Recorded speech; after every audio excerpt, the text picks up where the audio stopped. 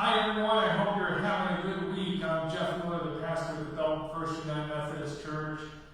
Thanks for participating in these devotionals that we do Tuesday and Thursday. I deeply appreciate it. I hope they're inspiring you, comforting you, and maybe even challenging you in some ways. We've been talking about John's first letter. And really, we've been talking on that one affirmation that he has about God. He says, this is the message that we have received and passed on to you, that God is... Now, I don't know what you would put there as the primary affirmation of God, but John puts light, that God is light. And we were talking kind of about different kind of light. There's the lighthouses, there's the sunlight, there's light that shines, there is the lights of the electrical parade, the Main Street electrical parade at Disneyland. And, there's flashlights. And then, remember these? Remember the kind of light that you had to have to be able to make that work? Yes, it was that little camera flash bulb that would have to work and do that. Now, isn't that impressive? No. That we can still do that. I hope it didn't blind you too much, but when that camera, that flash goes, it does take you back. It's that light, it kind of strikes you and wow, wakes you up. I wonder if that's maybe sometimes how God's light is. That God's light just shines so bright that it kind of shakes us, it shakes us out of our stupor, wakes us, and that, maybe God's light sometimes is that way. But I think God's light also does kind of what the flash bulb on a camera does. It gives enough light to give a clear picture. So it's not a shadowy image, but gives a clear picture, a clear image. And it gives a clear image of you. God's light shining on you helps you to see what I'm going to call your true self. Your true self.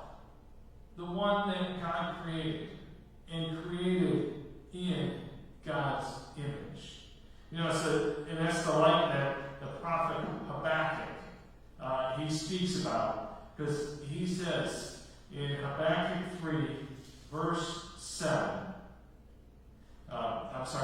4, it says, God's radiance is like the sunlight, with rays flashing from his hand, and those rays flashing kind of almost like the flash bulb on a camera. That bright light that just kind of strikes you and almost stops you in your tracks and might make you do something different or pay attention.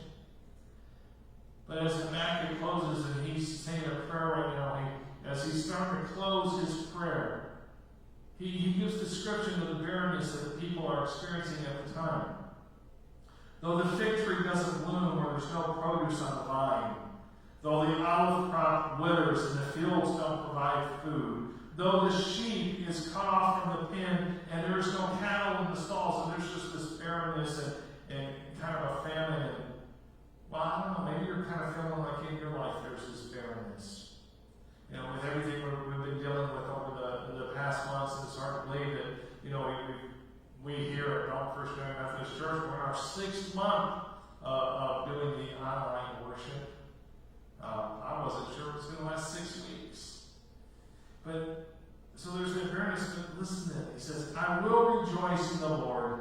I will rejoice in the God of my deliverance.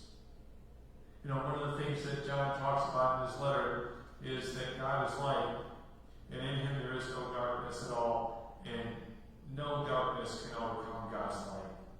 There is nothing so bad that God can't handle.